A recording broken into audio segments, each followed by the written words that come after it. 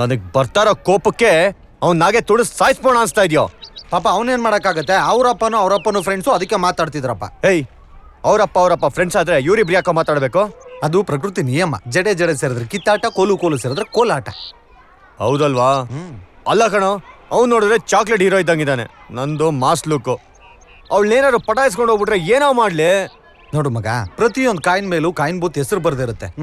ಏನು ಮಾಡಕ್ಕಾಗಲ್ಲ, ಬಿಟ್ಟ. ಮಾಡಕ್ಕಾಗುತ್ತೆ ಮಗ, ಮಾಡಕ್ಕಾಗುತ್ತೆ.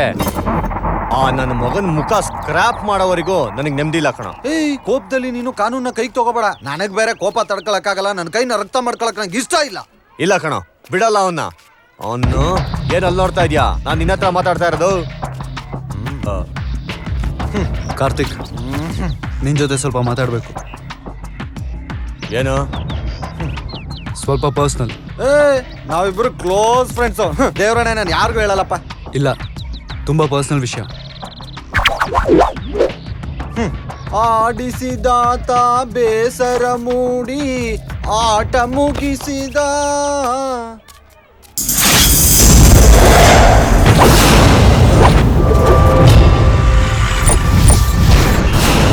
ವಿಷಯ ಹೇಗೆ ಶುರು ಮಾಡ್ಲಿ ಅಂತಾನೆ ಗೊತ್ತಾಗ್ತಿಲ್ಲ.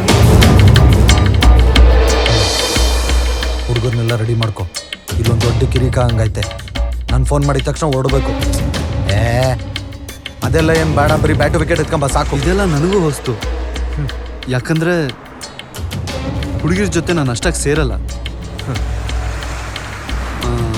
ಸುತ್ತಿ ಬಳಸಿ ಮಾತಾಡೋದು ಬೇಡ, ನೇರವಾಗಿ ವಿಷಯಕ್ಕೆ ಬರ್ತೀನಿ. ಸುಧಾ ನನ್ನ ಹತ್ರ ಹೇಳಿದ್ಲು, ನೀನು ಲವ್ ಮಾಡ್ತಾಳಂತೆ.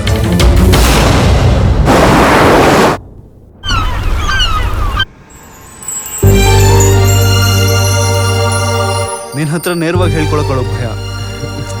ಎಷ್ಟೇ ಆದ್ರೂ ಹುಡುಗಿ ಅಲ್ವಾ? ನಿನ್ನ ಫ್ರೆಂಡ್ಸು, ರಾಜೀವನ್ ಫ್ರೆಂಡ್ಸು ಎಲ್ಲ ಒಂದೇ ಅಂತ ನನ್ನ ಹತ್ರ ಹೇಳ್ಕೊಂಡ್ಲು. ನಿನ್ನ ಅಭಿಪ್ರಾಯ ಏನು? ಮಗಳ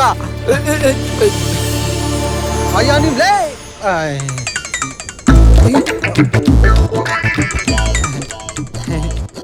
ಅಲೋ, ಅಂತ ದೊಡ್ಡ ಗಲಾಟೆ ಏನಿಲ್ಲ, ಚಿಕ್ಕದು. ಚಿಕ್ಕ ಮಕ್ಕಳು ಯಾವ್ದೋ ಸೂಸು ಮಾಡೋ ವಿಷಯ ಕಿತ್ತಾಡ್ಕೊಂಡಿದ್ದು ತಲೆ ಮೇಲೆ ಹೊಡೆದು ಕಳ್ಸ್ಬಿಟ್ಟೆ ನಾನೇ.